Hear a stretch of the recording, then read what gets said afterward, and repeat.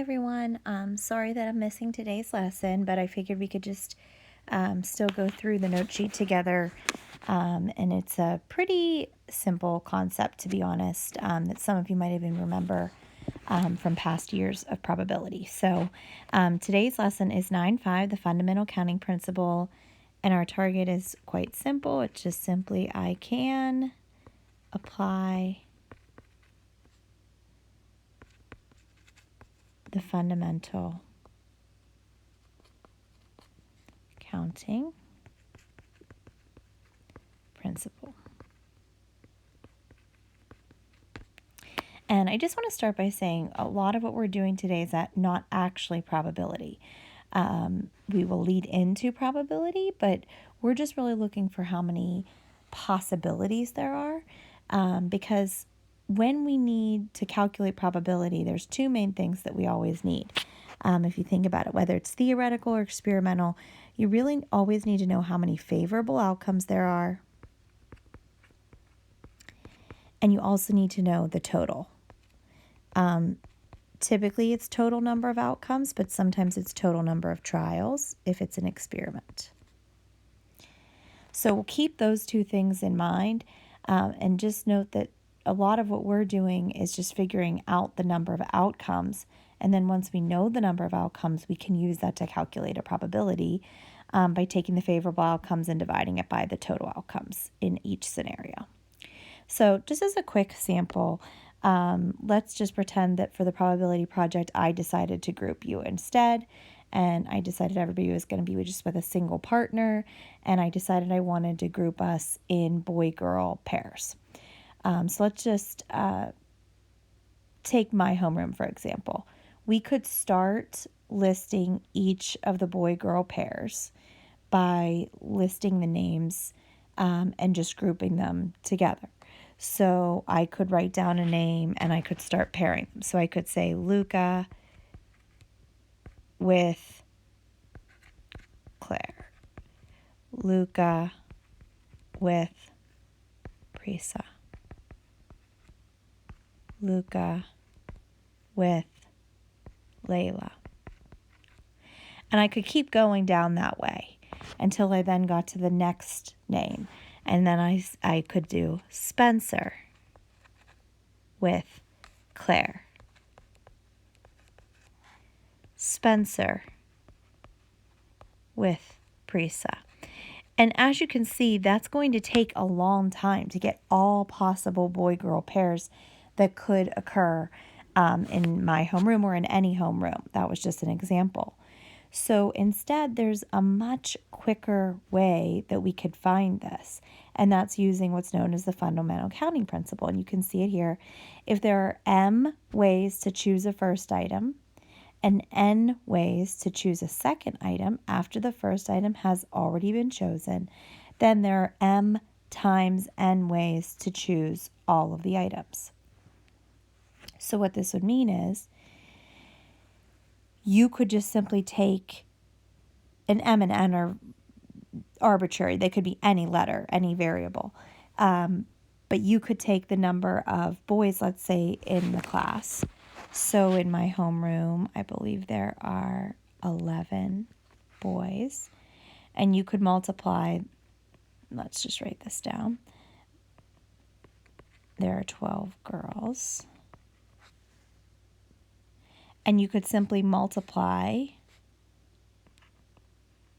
12 by 11 in order to get the total possible number of combinations rather than having to list them all out, which, as we could see, would take a considerable amount of time. So we would end up getting 132 possible pairs. So the fundamental counting principle makes it way, way quicker to be able to come up with all of your possibilities. So let's try that again in this next example. So it says you were trying to decide what to wear to the Carnegie Science Center field trip. Obviously, that's not where we went this year, but that has been a destination in the past. So you've narrowed down your choices to 2 pairs of pants and 6 tops. How many different outfit combinations are there to choose from? So all you would need to do is take the number of pairs of pants and multiply it by the number of top possibilities, and that's going to give you the total possible outfit combinations. So we would just simply do 2 times 6, and we would get 12 possible outfits from those 2 choices. Okay, now sometimes we want to actually see what the combinations are. And so in that case, we rely on what's called a tree diagram. Now, a tree diagram is more time it takes more time. It's going to require a little bit more work, but it does show you what the possible combinations are, what the actual outcomes are, whereas the fundamental counting principle just tells you how many there are. So let's try a tree diagram here in example 2. It says, at a reception for a wedding, you have to choose a meat and a potato. Your choices include stuffed chicken or steak, and sweet potato, baked potato, or French fries. So we're going to look at showing all possible ways that we could make this meal and see how many combinations there are. So let's start with the 2 meats. So we can either choose the chicken or we could choose the steak. And then branching off of each of these entrees would be the potato options. So you can either choose sweet potato, baked potato, or French fries. But that's true also for the steak. So sweet potato, baked potato, or French fries. So this is what a tree diagram looks like, and it's just showing you all possible meal combinations that you have in front of you. And if you want to count how many there are, what you do is you start from the bottom and work your way up. So we have sweet potato with chicken, baked potato with chicken, French fries with chicken, or we have sweet potato with steak, baked potato with steak, French fries with steak.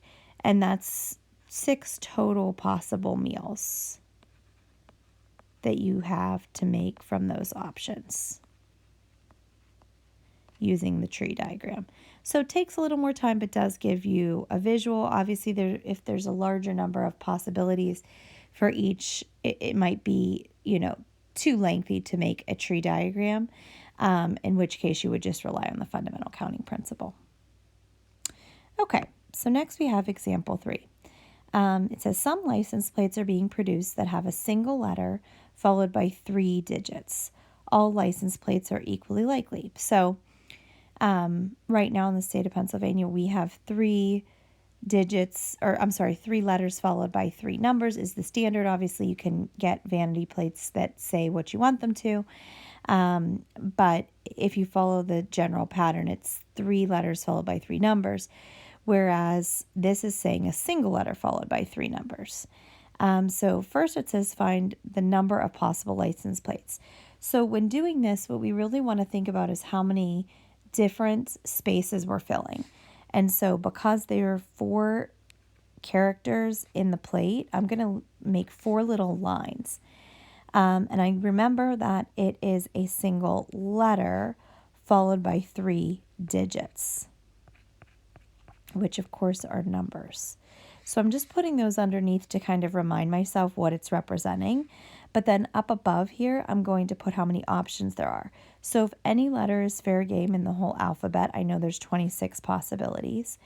And then if any number is available, single digit number from 0 to 9, that's 10 possibilities. And it doesn't say anything about repeating. So that means there's also 10 possibilities for the second number and also 10 for the third.